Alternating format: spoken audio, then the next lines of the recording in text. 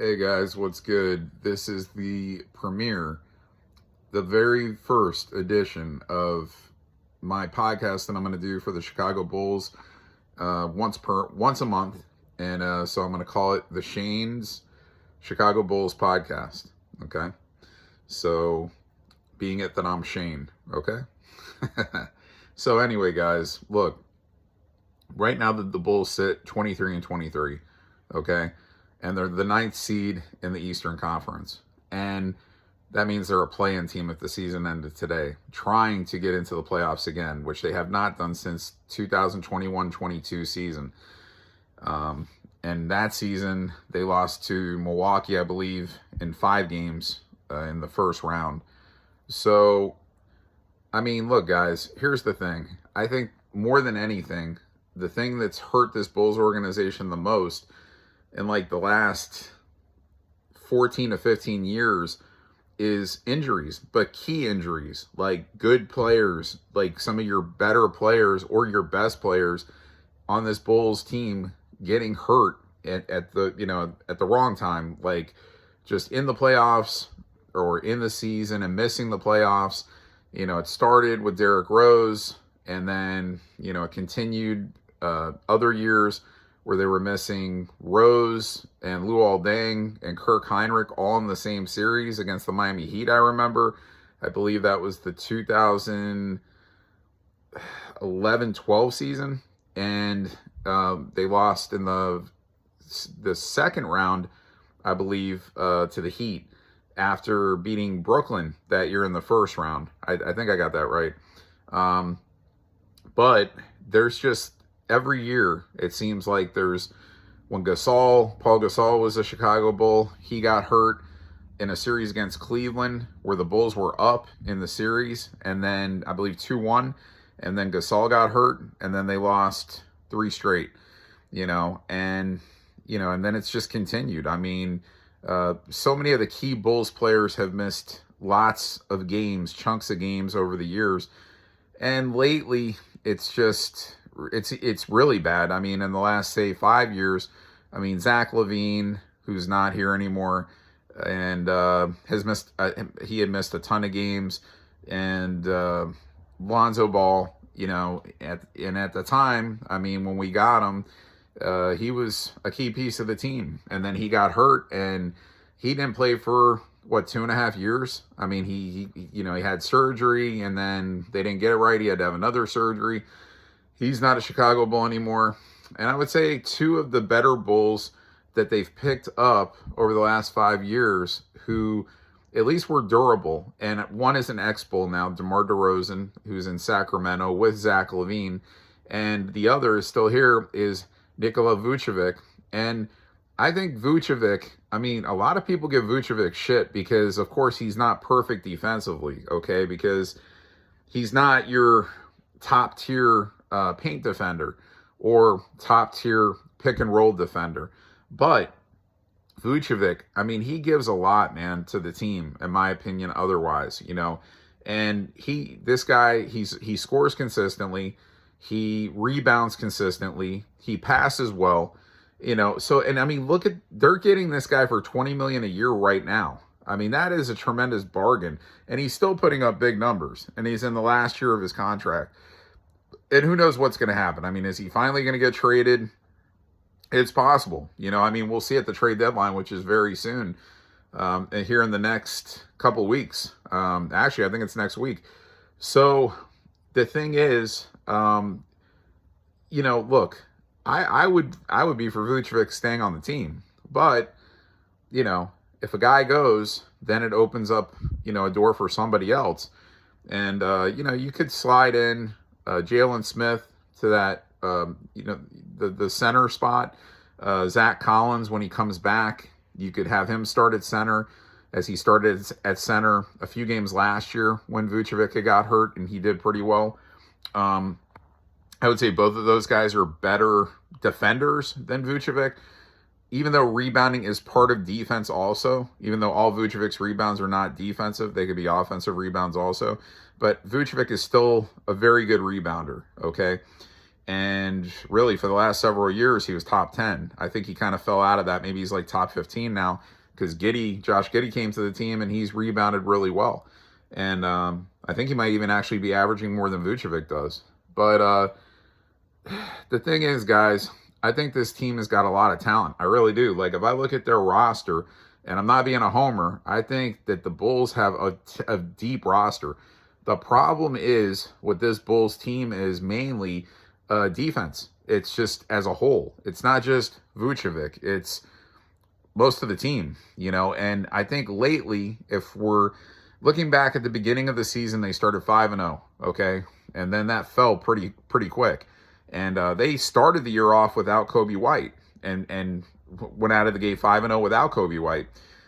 Then Coby White came back. And look, guys have just been in and out. Like, they've only been what I would deem healthy for the rotation that they were going to play consistently, maybe 3 or 4 games this whole year out of 46.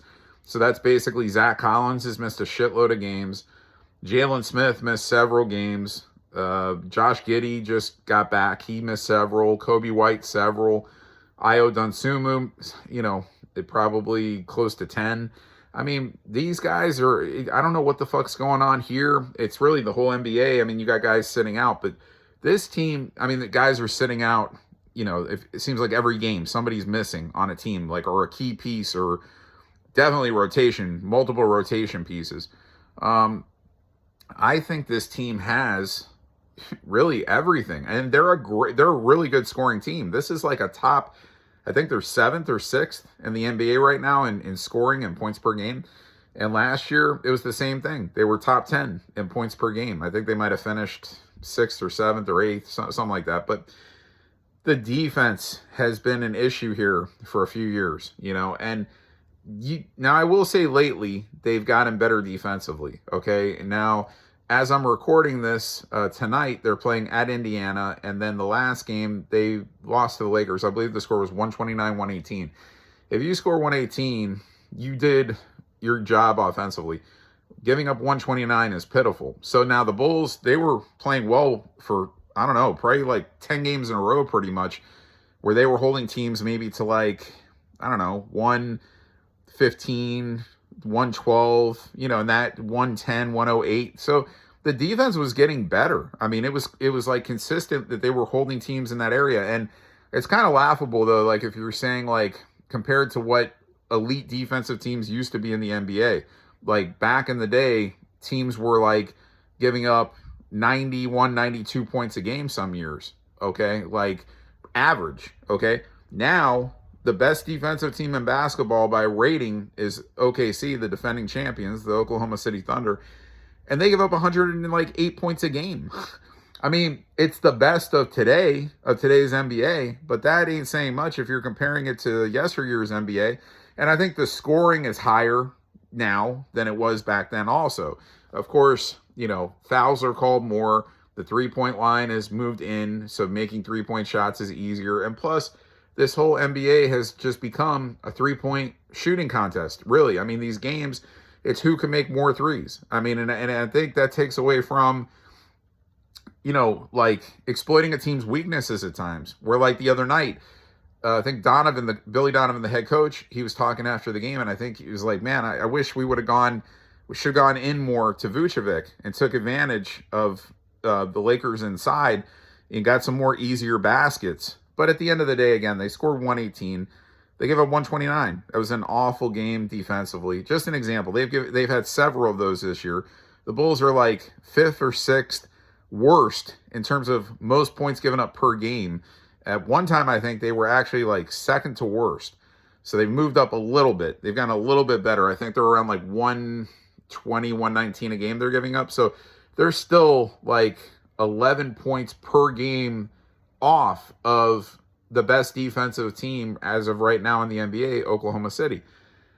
So look, guys, we'll see what happens at the trade deadline. It's coming up. There's rumors of Zion Williamson getting, the Bulls trading for Zion Williamson.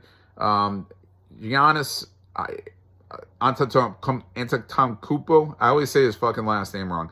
So anyway, Giannis, they've basically have turned down a package to the Bucks already that was presented to them supposedly weeks ago.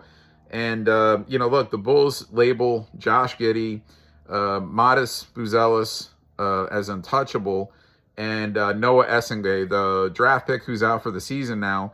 And he was barely playing before he got hurt, but it's unfortunate he got hurt and that he didn't get to play more because the kid is going to be a good player, I think, especially defensively. He's got a lot of length and he's tall. He's like a Noah, he's an Energizer bunny, but he's like 18 years old. So, look, next year I think he's going to have a consistent part in this rotation. He's going to get bigger over the summer.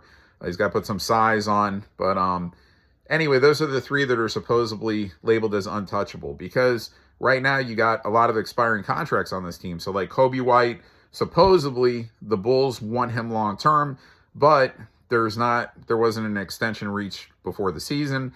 It's possible he might get dealt. I mean, we'll see what happens. I hope not. I mean, I just want to see this team play better defense. I think if they play with more, energy on that end, more nights than not, they're going to score enough to win a lot of games. I think it comes down to like, are you going to win 120 to 115 or are you going to lose 125 to 120? The Bulls have to just get a little bit better defensively, and I think they could win a lot of games. And again, 23-23, and they've had a shitload of injuries. And, look, I think, look, I want to be better than the 9th seed right now, but, they still, they have a chance to be a top 6 seed. And of course, top 6 seed will get you into the playoffs, okay, without having to deal with this play-in bullshit, and having to win 1 to 2 games to advance to the playoff. I mean, there's not many guys I can really criticize on this roster though for their actual role, like bench players. I mean, Kevin Huerter, Zach Collins, Jalen Smith, Trey Jones, who's hurt now. Go figure. Giddey comes back and then Trey Jones gets hurt. And Trey Jones, he starts a lot too. So, I mean, he can start. He can start on basically any team in the NBA. But on this Bulls team, that's what I say about depth. Most games, when everybody's healthy, he's on the bench. He's playing behind Giddey and Kobe White. And Ayo Dosunmu, same thing. This guy could be a really good starter in the NBA. So, on this team, he's on the bench. So what happens when you're on the bench? You're playing less minutes, you're getting less opportunity, you're taking less shots. Your numbers aren't going to be as great. But if these guys when they get a chance, they've already proven that they could put up big games as a starter, when they get starter minutes. We'll see what happens going forward. I'm worried about this year right now, what's going to happen at the trade deadline. I think the Bulls are going to try to keep this team together for the most part. There is a possibility that a trade can happen involving Zion Williamson. We'll see. I have a gut feeling that's not going to happen. I really think the Bulls are going to keep pretty much who they have and ride with it and just hope guys can get healthy and at least get to the playoffs and see what happens. And then after the season is over, we'll see. We'll see who stays. We'll see who goes. There could be a new big piece that's brought in, again, like a Zion Williamson. And I think, it more appeals. Zion Williamson would be great if he could actually stay healthy and keep his weight down. That's the problem with Zion Williamson. He's hurt a lot and his weight fluctuates. He loses weight, then he puts like a lot back on. But it's not like his game is bad if he puts weight on. I mean, he's still playing really good either way. That will increase the chances of injuries, though. The more weight he's got, the probably, that's why he's getting injured a lot more. If he stayed in better shape, he'd get hurt a lot less. And that's the thing. I mean, you look at a lot of these guys, but they look like they're in great shape. A lot of these guys that get hurt so frequently, and it's like, how the hell are they getting hurt this frequently? And I don't know. I don't know if it's just not enough stretching. I don't know. I can't explain it. But I will say that is the biggest reason, more than blaming Arturas Karnisovas, our general manager, or Mark Eversley, blaming those guys for, putting together a bad roster. I don't think so, man. I think these rosters have all been talented, but since they've been here, since they've been running the show. But I just think, again, the injuries have affected everything. And, if you're missing multiple good players, you get into a playoff series or a play-in, whatever, in season, and you're missing guys for too many games, and then the other teams are just more healthy in general. And I feel like that's the way it is. I'd have to really dissect and say, man, I don't think in the last few years a team has had more games missed to just, let's say, rotational players than the Chicago Bulls. And I would even say key players. I mean, if you're talking overall, like, again, LaVine, he missed at least chunks of 2 seasons where he didn't even play in the playoffs, I don't think, at all, for 2 seasons. And again, the thing I brought up DeMar DeRozan because he was at least durable. And so is Vucevic. And they're both good players. I mean, obviously, putting up points and, not the greatest defensive players, but most of the NBA is not great defensively, okay? So, look, I could sit here and dissect everything. I think Modest Buzelis, I think that kid has tremendous potential. And, look, this is a true team, too. Like, they play out there offensively like a team. They share the ball. They're one of the higher assist teams in the NBA. Again, one of the higher scoring teams in the NBA, but they move the ball well. They don't have greedy players, which is a good thing. So therefore, guys like Buzelis, it's not to say he can't go out there and average 25 points a game, but on this team with as much scoring talent as they have, the ball spreads. So a lot of guys are getting, points, and none are like getting, 30, 40 point games consistently to be a top 10 or 15 scorer in the NBA. There's like, a lot of like guys averaging 19, or not a lot of guys, a few guys averaging, say 19 plus.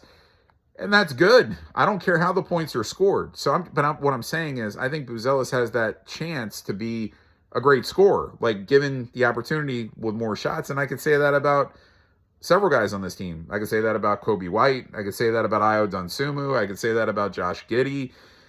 Vucevic. I mean, Vucevic would be, look, if this was back in his day in Orlando when he was the primary option, he was averaging 25 points a game then. Well, with this, it would be the same thing here if he was just the primary option, or if there wasn't so many options as far as scoring goes.